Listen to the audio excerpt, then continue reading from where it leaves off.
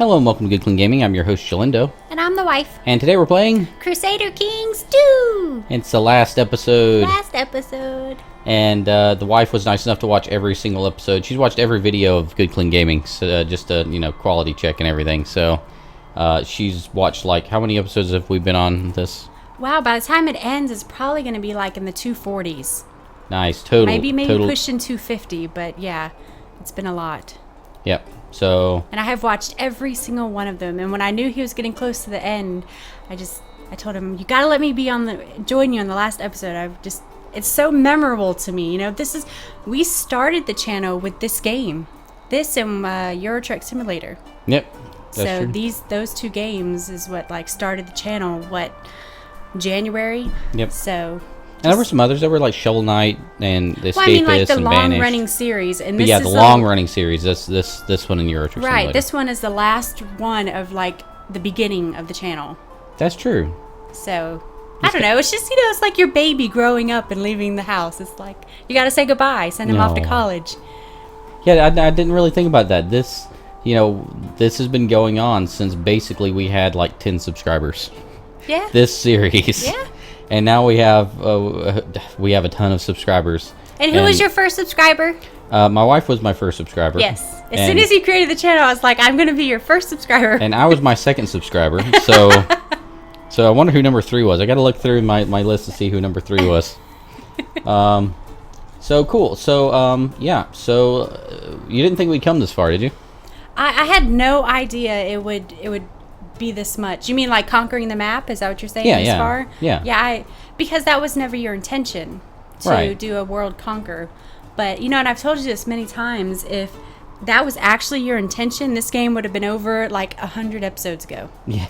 So, because you've conquered practically the whole world, and that wasn't even your intention. So, Can you just imagine if it was your intention? That's kind of the thing with Crusader Kings 2 is that once you know the game mechanics and the bigger you get, the faster it goes and the more you can claim at once and things like that. So early on when you start as a count, things go really slow, but then you get to be Duke, things go a lot faster. King goes a lot faster than Duke. Emperor goes a lot faster than King.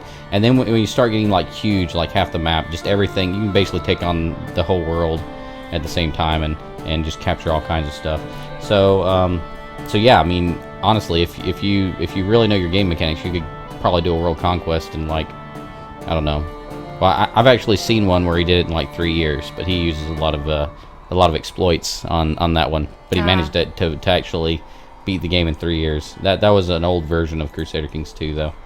I love that you kept it Roman Empire and you didn't switch to Byzantine. Well, I remember I claimed the Byzantine, and then I switched it to Roman Empire. Right. But I didn't switch it back, or I didn't choose Holy Roman Emperor or anything like that. Yeah. Yeah, I like that. And I actually do like the fact that I feel like I had more of an attachment. By the way, we're going to be leaving the game paused. This is just going to be a finale episode before we get ready for the Europa Universalis for export when I get ready to do that. I don't know what to expect with that, so I'm really excited to see what that has. Yeah, I don't know what to expect with that either. Because I still got to figure out a way to translate this into EU4 without it being, huge empire boring kind of stuff. Is EU4 the one with the Golden Horde? Yes. Yes. It's been a while since I played, but yes. Yes, I like that. Because the Mongols, although they were, awful to face in this series, they weren't, they didn't take over like I thought they were going to. Yeah, we kind of, once you crush their armies, they lose a lot of steam. They basically have one big army that's unstoppable, but once you stop it, they kind of just keel over a little bit. Right. So I was looking forward to you fighting them for much longer than you did. Yeah. But the Crusades, those were trying to find the right word, a pain. Those were crazy. You remember how many times you got and lost Jerusalem? Take over Jerusalem. Take over Jerusalem again. Take over Jerusalem again. Lose Jerusalem. Take over Jerusalem Naming again. the episodes, for those of you who don't know, I name every episode. So when I was naming the episodes, it'd be like one episode would be like, took back Jerusalem. Next episode, lost Jerusalem. Next episode, got Jerusalem back. Nice. So were you disappointed that we weren't able to get all of India? No, India was hard. India was a lot. That's a lot, yeah. It's just because there are so many. What are those? Each of those sections, are they countries? Counties. Counties. Each of those counties. Yeah, each of those counties. There's just so many of them. And that is something they added later in the game. I'm having, back when I played Crusader Kings 2 a lot, I wasn't used to having to go into India, so like the map would like cut off like over here somewhere, and you wouldn't have to worry about this big glob of counties.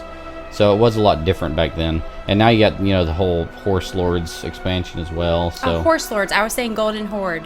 Well, Golden Horde is a offshoot of Mongol, so it was fair. Right. Okay. I do have a question though. Horse Lords is Horse Lords. Never mind. I can't remember if that's EU4 or CA2. Go ahead. Yeah, I remember you showed me a video of it. Right. But I think it is called the Horse Lords in EU4. Okay.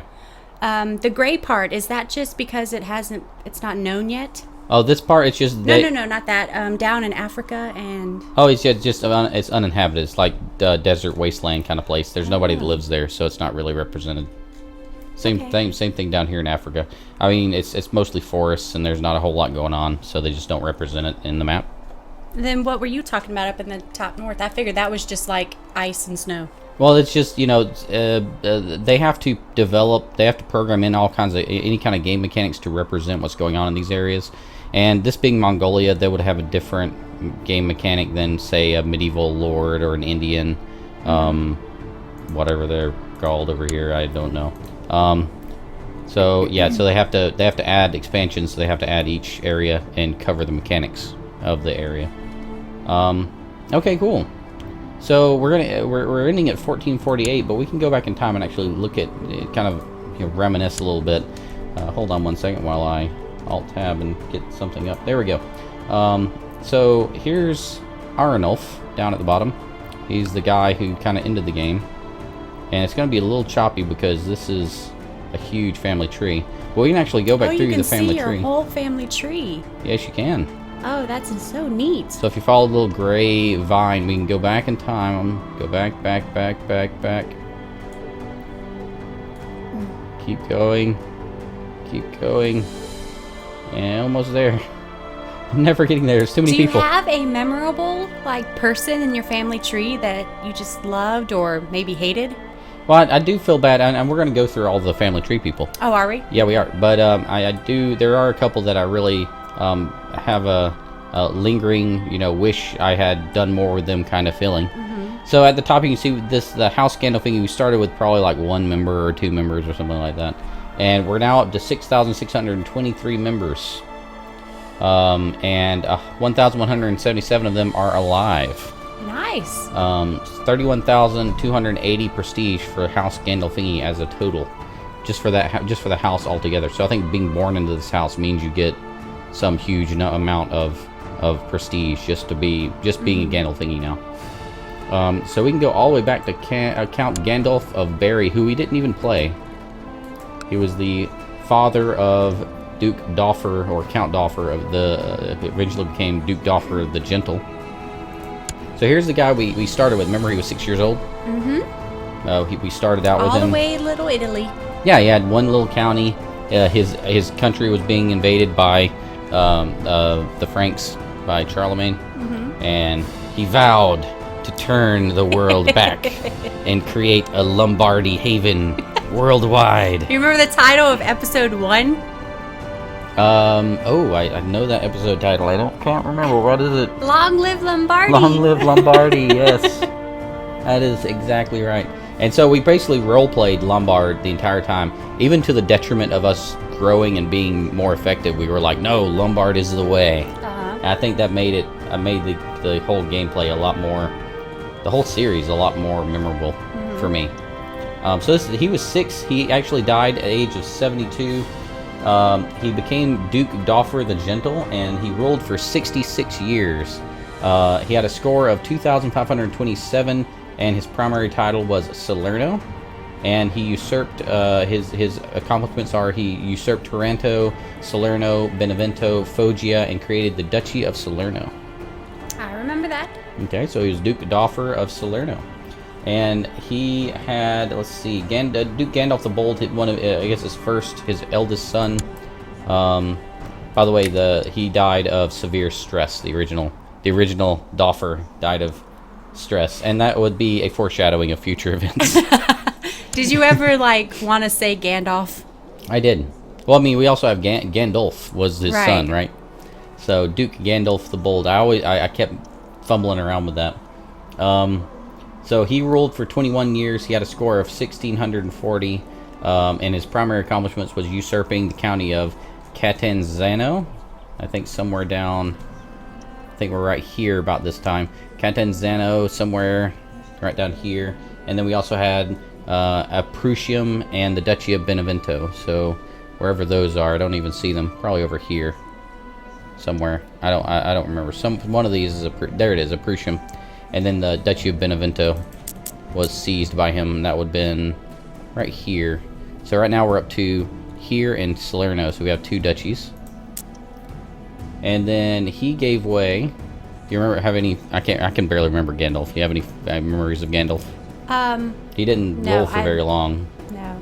There are certain ones that I'll remember as you go through them. Right. And then the next person on the list, I can't find him, but he was Duke. Oh, what was his name?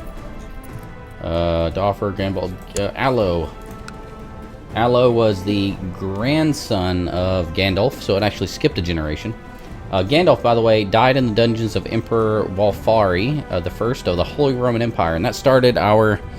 We are going to get him back for that. We will bring him down.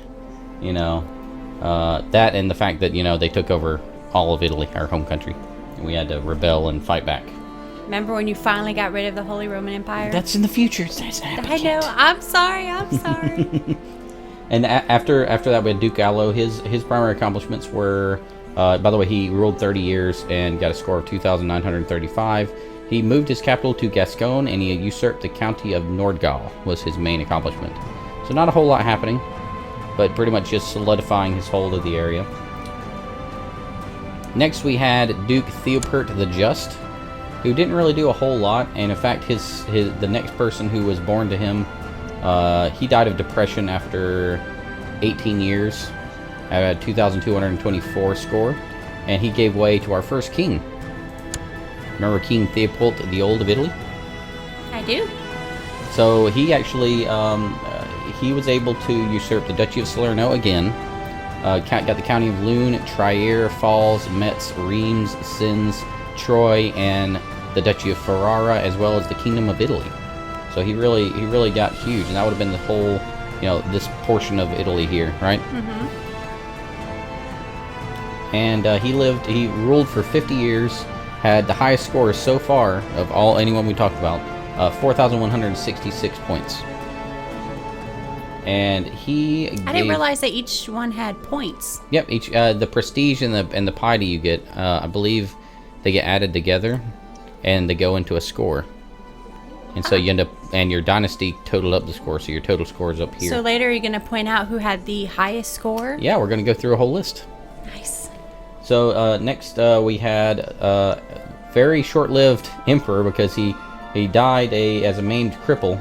A king, but he lived for 50 years, but he died a maimed cripple in 954 at the age of 79. So it was time. But the person who, I can't see him on the list here, but it would have been the next person down the list. Where is he? Theoport the Old. Okay, so here we have Litbald Ironside. He was the grandson, the maternal grandson of Theopert the Old, and so his other grandfather was Leonidas II Monotes, who was the emperor of the Byzantine Empire. So he had a claim on the Byzantine Empire, and that's when the game really started to accelerate. Mm-hmm. I tried to keep it going slow because I wanted to kind of have this slow build up to something big and exciting, mm-hmm. But it just kind of like jumped from Duke to Emperor pretty quickly. Wait, remember that time that you had like the claim on it, mm-hmm. But then the guy died, and then you lost the claim because he died? Oh, that was a pain. I remember that. And then you had to do it all over again because you had to get it by the time he died, and you didn't realize that till after he died? Mm-hmm. I think it was King Theopert the Old that might have had to go through that. Something like that. I can't remember.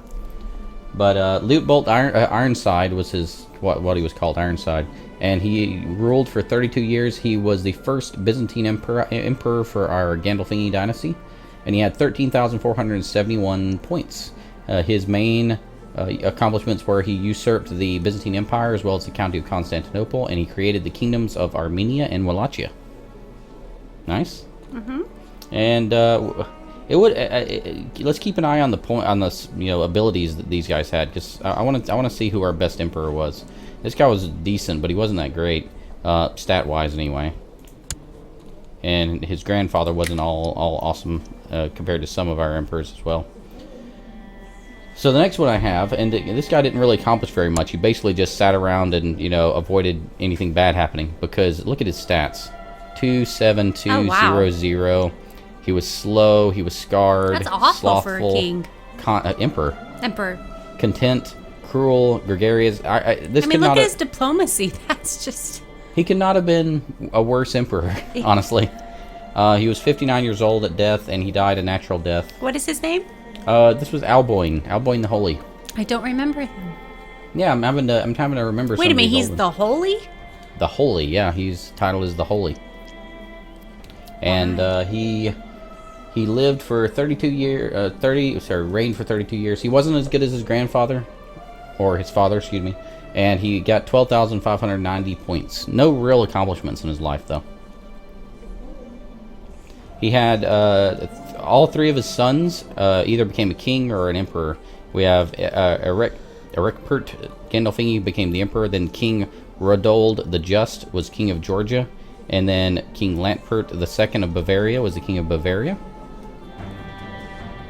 And then his son, Erkimpert, didn't live very long, so didn't have to pronounce that name very often, thankfully.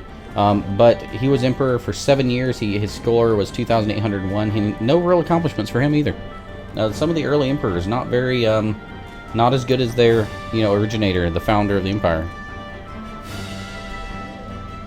So he died of pneumonia in 1037 at the age of 35. And can I just say, no relevance to the game really, but the look of this emperor is, I think, my least favorite look. Yeah. Oh, the whole giant beard thing. Yeah, I just. It doesn't lend itself to an emperor at all, does it? Yeah, but there's no mustache, right? Yeah, no mustache. It's just a beard. It's a weird look for me.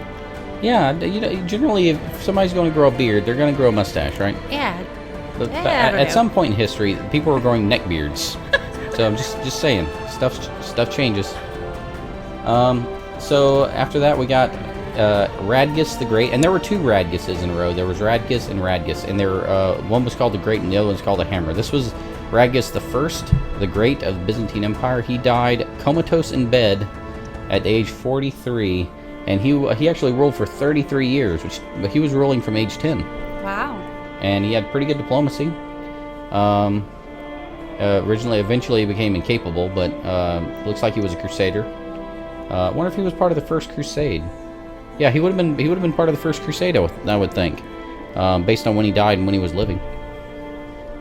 And his main accomplishments was that he usurped the kingdom of Croatia, Pannonia, Taurica, Wallachia, Sicily, Jerusalem, Georgia, Bavaria, Bulgaria, Cyprus, Aragon, and Anatolia. So he did get the First Crusade. He got the First Crusade, and he was the first really successful emperor type character, because you look how many kingdoms he seized. Mm-hmm. No other character before Radgus the Great did anything close to that. So that was in 1070. That's when we actually started, getting some of those kingdoms under control. After that, we have Radgus the Hammer, and there's a little bit of confusion in the chronicles. I can't tell which of those kingdoms were captured by Radgus the First and which was captured by Radgus the Second. So just consider like half of those kingdoms the first guy, half the kingdoms the second guy. But still, it's really impressive that they took over that many kingdoms just between them. It's awesome. Don't you like the name the Hammer? The Hammer. That's got to be great to be called, as far as, a man, an emperor. Yeah. You want something strong. Something that, everybody's kind of afraid when they hear the hammer is coming. I mean, I don't know. I think it was like Charlemagne's great-grandfather was he the Hammer? He was, what is the name? He's one of the greatest rulers in the history books, and I don't know military leaders. To Google. To Google, yeah. Hold on. The hammer. Charlemagne. Who was the hammer that he was? Charles Martel. There we go. Great military leader. Kind of a prelude to Charlemagne. So, very cool. All right. So after Emperor Radagast the Hammer, I lost my screen. Hold on. Radagast the Hammer II, he did his thing, and he ruled for 34 years, had a score of 20,960. So far, excuse me, his father, what was his name? Radagast? We're on the wrong guy. Hold on. Back to the Hammer. Radagast. Excuse me. Oh. We still have lingering coughs here. We still have lingering coughs. I pressed the cough button for a minute there. Oh, did you? I didn't even know. Whew. Lingering coughs from being sick. Radagast I the Great, and he died comatose in bed. And what was I saying about him? Oh yeah, he had the highest score so far, 23,404. Nice. Then his son Radagast the Hammer, as well, or Radagast the Hammer. And after that, Ericus was his son. And he ruled for 19 years. His score was 14,645. His title was the Glorious, and he usurped the kingdoms of Burgundy, Serbia, and the Holy Roman Empire. And he was the first Roman emperor. He actually converted the Byzantine Empire back over into the Holy Roman Empire. Oh, not Holy Roman Empire, back into the Roman Empire proper. And look, his diplomacy was only 3. Yeah. Yep. Now, some of these points I think are lower than they should be compared to what they would be if they were actually alive. So keep that in mind. But yeah, he did pretty good. He died against Diepold Primsild on November 7th, 1123, at the age of 45. In battle? Mm-hmm. Died in battle. Back then, it was a good way to go. Yeah, it doesn't seem to happen. You don't have rulers leading troops into battle anymore, so it never really happens anymore. But history happened a lot. Mm-hmm. That's usually what made you the king or emperor, the one who led the army all the time. At some point, at certain points in history, yeah, that's very true. So, after Ericus, we're moving through the emperors now. We had Sigisbrand the Fat. Uh-oh. Emperor Sigisbrand the Fat of Roman Empire. And Sigisbrand... Sorry, you'll just never hear a woman be called the Fat. Mm-hmm. A man, sure, might even be attractive, but a woman... Well, he was gluttonous and stressed and greedy. I think he was gluttonous at some point. He's not gluttonous here anymore.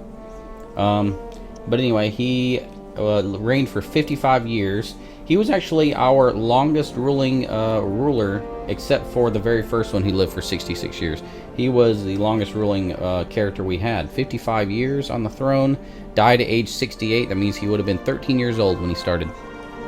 And let's see, his main accomplishments were creating the kingdoms of Frisia, Brittany, England, Navarre, and Scotland. So he basically conquered... I need to move the map more. He basically conquered a lot up here. Now, when someone that young took the throne, did someone else make the decisions at first until they came of age? Or? Yeah, you had the regent. Regent would take care of ruling the country while they were still kids. So this was the original Sigisbrand, and also his son was also Sigisbrand. I can't really tell the difference in the chronicles. So his son was called the Confessor, lived for 18 years, and got 19,686 points. But this was the one that did the best so far. He had 46,808 points in his lifetime, and we didn't reach that for a couple generations after his death. So he was really a phenomenal emperor. So like I said, his son was the Confessor, didn't live nearly as long, died at the age of 58 after ruling only 18 years. And then we'll move on to our first empress. We had our first empress, Adalchisa. I remember the first empress. The wise of the Roman Empire, married to Jamal Dagal. And she died of pneumonia. She ruled only for 5 years. I remember it being really short, and I was all sad because, I wanted a really long-running empress. I thought it was just cool. I didn't know that it was going to happen in the game. So I thought it was really cool that you got an Empress. Yeah, I thought it was really cool too. I mean, this was a really interesting part of the game for me because you had the first Empress, and I was really excited. I wanted her to rule for a long time and see what she could do. But then after she died, her main accomplishments, like I said, usurped Kingdom of Syria. She only got 3,000 points, but she would have been so much better. But she died of pneumonia while giving childbirth. I remember that.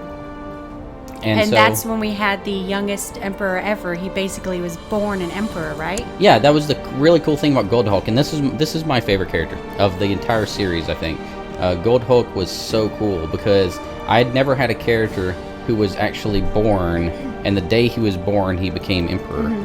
That just the Empress gave birth and died as she was giving birth. So I don't think I've ever seen anything historically. I don't think that ever happened where you had someone who was born, and the minute he was born, the crown was put on his head. Right. You know, basically. That is just really cool. Yeah, it's one of my most memorable moments too. So because he was born to the throne, unlike anyone else in history, real or fictional, because he was literally born an emperor, he was called the Young. But he only ruled for 43 years. Which was really sad. I was really upset because he died at age 43. He ruled for 43 years. He was 43 years old. Imagine if this guy would have lived till he was 80. We would have had Did he die of stress? He died after a period of illness. He was basically always on the march. He was always in the camps, and he was marching around. And he would get sick, and he wouldn't rest, and he'd just keep marching. And so because of that, he ended up just not dealing with the illness and passing away. But I mean, honestly, if you think of a Alexander the Great kind of character, Alexander died sickness basically when he was in his 30s. Gold Hulk died when he was 43, and he was a very successful emperor for his time. He usurped the kingdom of Abyssinia. He created the kingdoms of Wales, Egypt, Castile, Great Moravia, and Portugal, and would have did a lot more if he had more time. But died after a period of illness. His son was Ladinulf the Great, and Ladinulf the Great reigned for 44 years. He had a score of 34,000. By the way, Gold Hulk 50,403. So he is the highest up to this point. But his son, 34,679, usurped the kingdoms of Sweden. Created the kingdoms of Andalusia and Asturias. Okay. So he did really well. Died of severe stress though. It's a little bit of a running thing. Yeah. It's kind of stressful ruling the most of the known world. And his accomplishments are kind of split with Ladinulf the Just, who was his son. So he ruled for 35 years, had a score of 53,222, and technically Ladinulf II the Just, he overshadowed Gold Hulk a little bit. So first one to really outdo him. But he had more kind of bigger armies at his disposal and things like that, so it makes sense. And then after that we had possibly one of the more, probably one of the more successful duos. We had Emperor Kako the First, the Hammer, and his son Emperor Kako the Second, the Hammer. Both called the Hammer, both called Kako.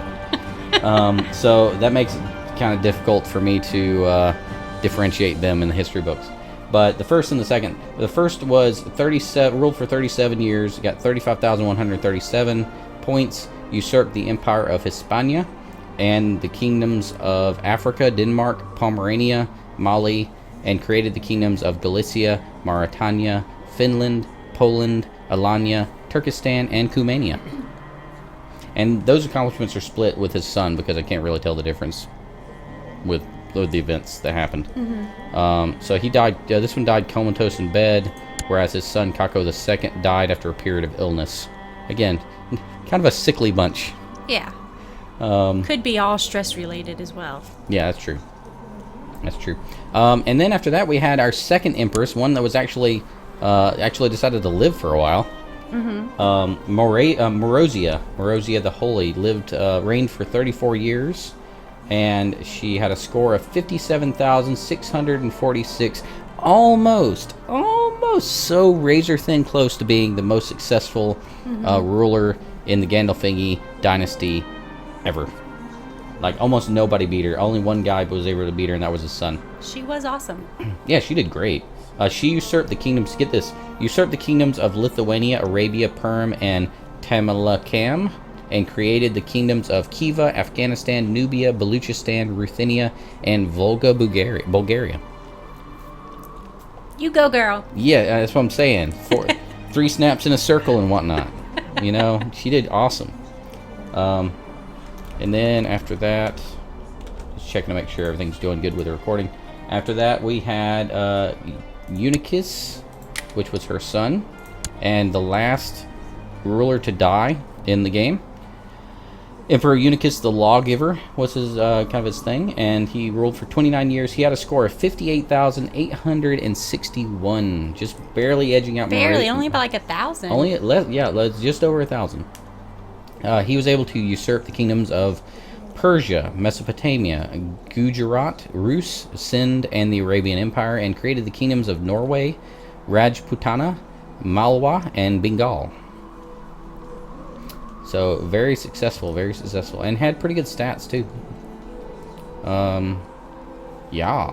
And then the final emperor we had was Emperor Ariulf of the Roman Empire. He didn't ever get a title. He only ruled for 10 years. At the end of the game, had a score of 19,385. It was part of that last little push I had, where I usurped the kingdoms of Karnataka and created the kingdoms of Lanka, Ardha, Kamarupa, Bihar, and Gondwana. So he was basically all the way in India at that point, and just focusing his efforts there. Cool. So that's pretty much the history of the game. Who had the most kids? Who had the most kids? I have no idea. I just remember a couple of them just popping out kids like no tomorrow. Marozia had 1, 2, 3, 4, 5, 6, 7, 8, 9. Kako the First had 1, 2, 3, 4, 5, 6, 7, 8, 9, 10. And it looks like we got 10. Nope, 9 here with Landonolf. Goldhawk. Can't keep going back further than that. Great. Ericus had 3. 5 there. 3 there. 1, 2, 3, 4, 5, 9. So yeah, you did have people just kind of going nuts with having the kids. Alo, Gandalf, Doffer. Oh, Doffer had a lot. 5, 6, 7, 8, 9, 10. So pretty much 10 was the max. There were a couple 9s, couple 10s. Yep. Neat. Yeah, a lot of kids in the family. No one ever caught the white stag either, did they? No one ever catches the white stag. I mean, seriously. I So want to know what frustrating. happens when you catch the... Maybe they didn't write anything for... Oh, I'm sure that they did. It's just, I just never... It's a very small chance, and the reward is just so not worth it. In Renowned Explorers, you finally caught the white stag. And I let him go then, too. Yeah. So, like, why? Just capture him. So you want to go over, like, the in-game stats real quick? Sure. Okay, so realm, levies, religions. Okay, so religions we had the authority. The Catholics had 100% authority. Had a size of 1,037 counties claimed. The only one that came close to that was the Hindu. Hold on a second.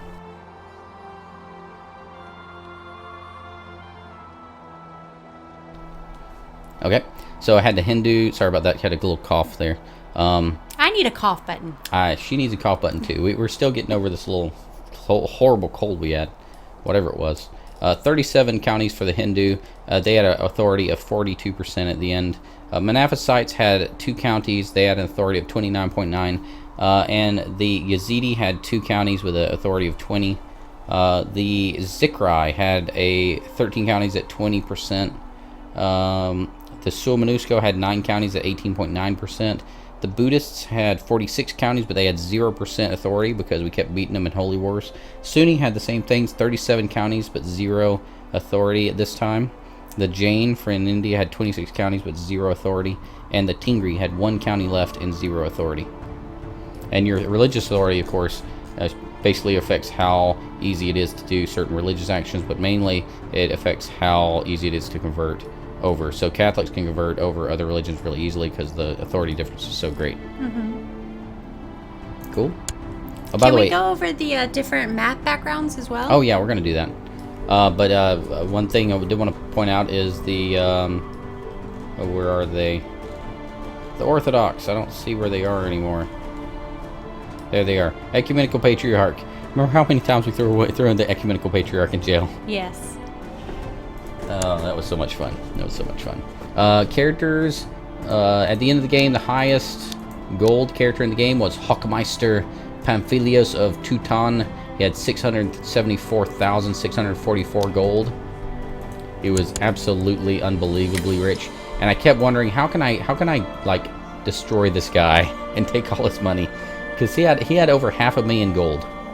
Basically the richest guy in history. We're sitting at 4th right now with 41,000 gold. Prestige-wise, Duke Radocus the Great had 19,800 prestige. Wait, go back to that guy. Was it Hoffmeister? Hochmeister. Hochmeister. Hochmeister Pamphilios of Teutonic Order. I think that's my favorite name. Well, Hochmeister is his title. If only he was the hammer. He was the Hochmeister. Hochmeister the hammer. But I know Hochmeister's the title, but still. The least prestigious person in the entire game right now was Captain Dukak of Turkoman Company. He had negative 616 prestige. Highest piety in the game at the end was Count Bilnared the Lecher. How did he have the highest piety? He's a lecher. That's kind of weird. What's a lecher? He was not faithful to his wife. Extensively. Isn't that like one of the biggest no-nos? Yeah, that would be one of the biggest no-nos. So yeah, I'm not sure how he managed to have the highest piety. He hit it well? I guess he hit it well, yeah. The Emperor, our Emperor Arulf was the second. He only ruled for 10 years, so he needed to have time to build up some of this stuff. Let's see, domain size. The biggest domain size was Empress Catherine the Young of Aquitaine. I don't know why she's called an emperor. Oh yeah, that's right. We married the Queen of Aquitaine to get all those kingdoms back. Oh yeah, I remember. Under control. And so our son was going to inherit all these kingdoms. But she had the highest domain size, and the second highest was us with 10, or the third highest actually. Realm size. Well, of course, we had the biggest realm size. The second biggest was King Rodgond the Bewitched. He had a lot of kingdoms. Let's go next. Our dynasty.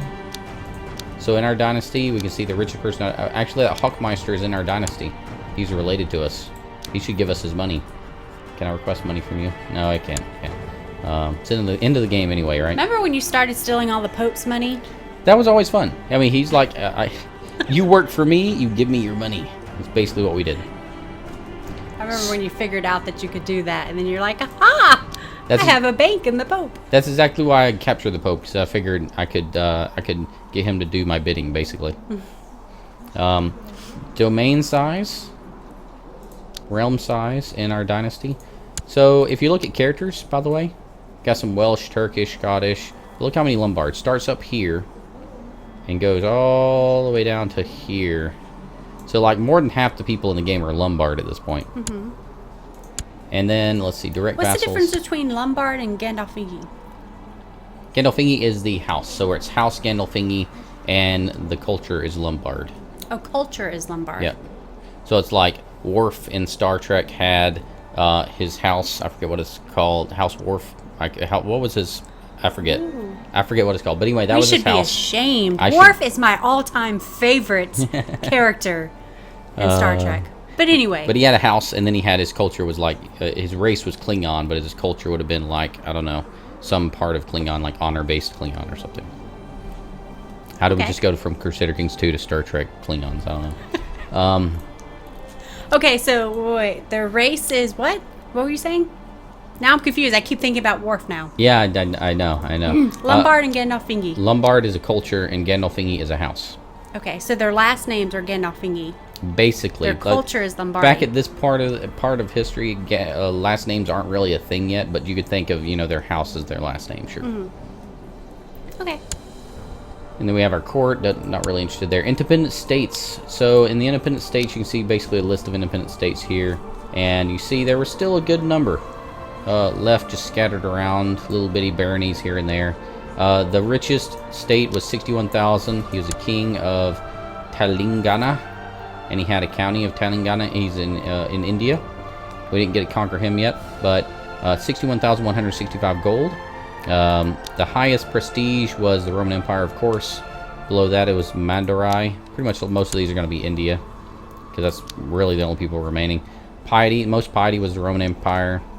Highest score by far was the Roman Empire. The only one close was this guy, Sheikh Khalil of Ladistan, who had 155,000 score. So apparently it was from a very prestigious, it's from the Abbasid house. So remember, the Abbasids were around basically from the beginning of the game. Biggest realm size left was Delhi. Maharani Prabhavatiguta II, the Unfaithful, had the second biggest realm size, and the biggest army, of course, was us, 832,000. The closest was her at 19,000. So we pretty much had the entire world, basically. So yeah, let's look at the maps. So this is the Roman Empire. Basically, it's all the Roman Empire except for a little bit in India, right? Yeah. Got terrain maps. You can see what the terrain looks like. We never really played on this map, but it's really pretty. And then next we have the diplomatic. Pretty much everyone loves us because we have such high prestige and we're pretty much everyone's ruler. The only people that are yellow are the people who we haven't conquered yet, basically. Religions. Pretty much turned the whole thing Catholic. I mean, there was little pieces here and there that were still not converted, but for the most part, the world got turned into Catholic. Very nice. Nice. Next, we had cultures. So cultures, we were trying to convert everyone into Lombard. Well, at first you were going Greek. If you remember, for a while you were trying to convert everybody Greek. Was I? Yeah. Really? You were actually trying to do Greek for a long time because you said it would be easier. I can't remember because it was a long time ago, but for a while. I think I was converting Greeks into Lombards. Because we were ruling over the Byzantine Empire, I had to convert Greeks into Lombards to make them rebel less. Because we had. I really thought for a while there was some reason you had to go Greek first for a while and then you were going back.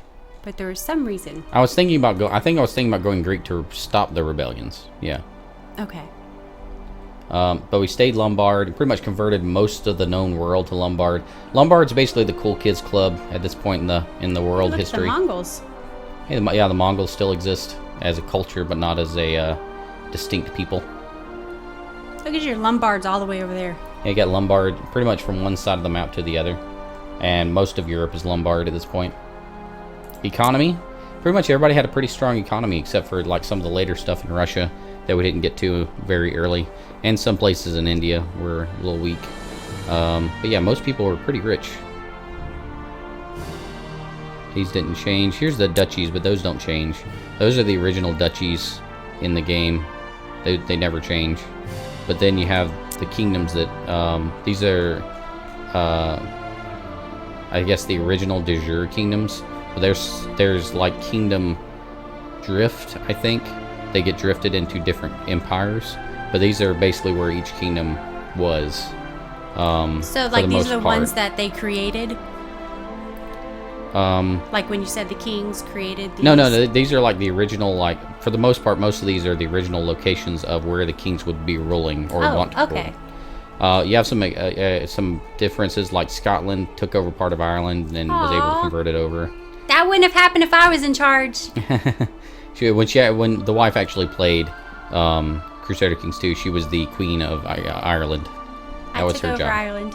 I would have done more, but I eventually gave everything to you because you started taking over England and Scotland, and then I started going into Spain. You started going into France. Yep. And then it just got really crazy. Yep. Yeah, I wasn't as experienced then as I am now, so I wasn't able to keep the rebels and things under control. It was kind of frustrating to keep the Vikings off the shores and stuff like that. But Vikings. Oh, the Vikings are so annoying. Apologies to any Vikings in my audience today. But yeah, you guys are annoying. Talking about the Vikings, no one else. Just the Vikings. Or according to Evoland 2, it's the Vikings. The Vikings. So here's the empires. We absorbed most of the empires in the game into the Roman Empire, and we would have absorbed the rest of them if we had a little more time. We would have pretty much absorbed all the rest of the empires into the Roman Empire, but some of them are still surviving. Next we have a revolt risk, which is pretty much, you know, not that big a deal because we've converted most people over. How much did you love revolts and rebellions? I hated those so bad. Eventually, I just let the kings under me handle them and just ignored them most of the time. I remember right after you took over the Roman Empire, one of the first things you said was, "Oh, now I know why he gave it up so easily. He was tired of fighting all of these revolts and rebellions." Yeah. It can be a little painful dealing with all that over and over and over and over. So, Gandolfingi. So this is Gandolfingi's written across the world. So this is Dynasty view, and our Dynasty rolls a lot. So basically, it's like your family tree has kind of exploded over the world. Yes, basically. We are basically what, historically, we did better than what Genghis Khan turned into. You know, he had a lot of kids, but we had even more and spread our culture and our genes and everything across, you know, the whole known world. That's kind of freaky, but awesome at the same time. So yeah, everyone's related to a Gandolfingi in some way at this point. You're all related. You're all related to a Gandolfingi. All roads lead to Gandolfingi. So our opinion view, some people didn't care for us as much, other people did. Direct vassals, you can see what this is what a direct vassals look like. You see Bavaria took over a lot of area. You can see them here. Most of Italy. Got it up here. Bavaria was very strong, and I'm wondering if they would have rebelled if we would have been okay. Towards the end of the game, you were like relying on them for troops. Oh yeah, yeah. So thankfully they were on your side, and you know they didn't rebel and cause us all kinds of problems. So yeah, if you actually look at their percentage by themselves, they were 17% of our total troops. So if they just by themselves rebelled, they would have taken 20% of our troops with them. Which means it would have been like 1 versus 4. We would still, you know, outnumbered them by a lot. But at the same time, if they would have took a couple more kings, it would have been bad news for us. So thankfully, Rodgan the Bewitched was on our side. But also we had our wife, Empress Catherine the Young, and look how many things she had. Well, you were giving her everything. I thought that was kind of fun. Yeah, pretty much give it to the queen because... Just give it to the wife. Give it to the wife because the son would eventually get it anyway. Give it to the wife. Okay. Sorry. In Black song. In Black. They're not well, I guess they are still a thing. They're still in Black. They're just down to 3 members instead of 5. They weren't a thing, and now they're well they were a thing, and then they almost weren't a thing, and now they're still a thing. Yeah. But so many people out there don't know what we're talking about. K-pop. Shh. Sorry. Now if anyone sees that, all my little hidden jokes and, you know, secret things are gonna be like, oh, we know he's talking about that stupid thing again. So what was Venice that you had? Venice? Go back. You had all it was blue in the middle. It said Venice. Oh, that was the Republic trading zone. So Venice had a little trading zone around here. Remember all the times I burnt down their trading posts? Yes. That's pretty much Venice. I just like to burn down their trading posts. But they worked for me, but still, I like to burn down their trading posts. They worked for you, so you burnt... That doesn't make any sense. They need to give me more money, so I burnt down their trading posts. Basically is the way the game works. Okay. So yeah, there you go. Anything else you want to see? We ended with 477,640 score. Had all kinds of stuff under us. Look at that. Yeah, our laws were pretty much perfect for like the past 200 years. Our technology almost maxed out, not quite. Military. Intrigue. Can make Rome capital. Hey, look at that. Make Rome the capital. Ta-da! Did you have any, like, favorite events? Oh, I know which ones you hated, but I want to know which ones you liked. Oh, there were some that I can't remember what they were, but there were some that they were kind of long and drawn out, and you like got into them. Can't remember. Basically some of the Roman events were really cool. And I like all the Roman, congratulations, you have conquered blah, blah, blah kind of things. There was one that, I don't remember exactly how it ended, but you kind of went exploring on a ship. Oh yeah, you went on a ship to do trading with another foreign country. That was fun. Yeah, because usually kings don't do that. They stay in their castle. Yeah, you would think. Yeah. They don't go anywhere. And that one went on a ship exploring. So I thought that was interesting. That was nice. I'm glad you finally turned off the educating the kids stuff. Yeah, the educating the kids. Well, you mean the crying the baby? Yeah. Because we still educated the kids, but it was the baby cries that got really annoying. Because you never named the kids yourself anyway, so you didn't need I just clicked through them. I just like, I don't care. I don't care. So yeah, cool. educating the kids was like a lot, all the time. Ready for the ending? Ending? No.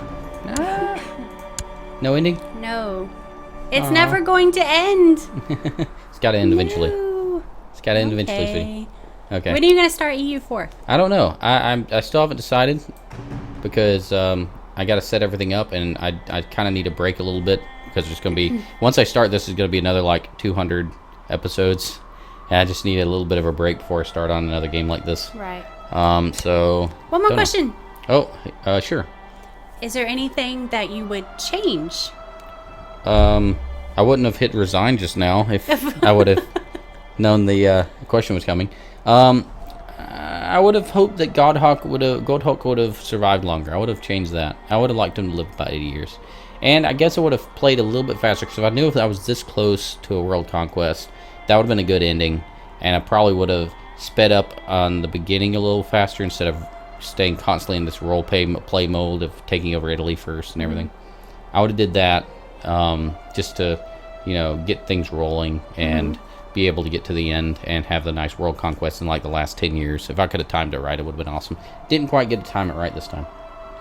So, with a score of 497,025, you beat House Capet, whatever you pronounce that, descended from Robert the Strong, who was a power figure during the reign of Charles the Bald. His descendants would be kings of France in 1066. Although by 1322 the main line would die out, cadet branches still ruled in 1337 as kings of France, Portugal, Naples, Hungary, and Navarre. Cadet branches would also hold the duchies of Brittany, Burgundy, Bourbon, Provence, and Achaia. One further cadet branch would hold the dignity of emperor as Latin emperors of Constantinople. Truly the greatest dynasty of medieval Europe. They were only 100,000. We beat them by basically 5 times. So here's our little scroll of rulers. We have Duke Daupher the Gentle, Duke Gandalf the Bold, Duke Allo the Gascon, Duke Theopert the Just, King Theopert the Old, Luitbard Ironside, Alboin the Holy, Erkimpert, Gandalfini, Radgis the Great, Radgis the Hammer, Emperor Ericus the Glorious, Emperor Sigisbrand the Fat, Emperor Sigisbrand the Confessor, Empress Adalchisa the Wise, Emperor Goldhawk the Young. Out of all those, the hammer, isn't that the one that sticks out the most? A little bit. Emperor Landulf the Great, Emperor Landulf the Just, Emperor Kako the Hammer, Emperor Kako the Hammer again, Empress Marozia the Holy, and Empress Eunuchus the Lawgiver, and finally Emperor Ariulf of Roman Empire. Bye-bye. What title would you want? Jalindo the blank. Fill in the blank. Jalindo, the most popular channel on YouTube.